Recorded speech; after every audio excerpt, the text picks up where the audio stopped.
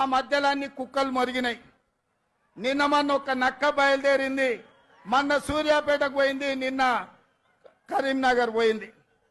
ఆయన అంటుండు నన్ను ఏం బిక్తారు మీరని. మొన్న మాట్లాడింది మీరు చూసుంటారు, కేసీఆర్ గారు మాట్లాడింది, నా ఎంటిక కూడా బీకలేరని మాజీ ముఖ్యమంత్రిగా మాట్లాడిండు. ఇది మాజీ ముఖ్యమంత్రి మాట్లాడే భాషనేనా?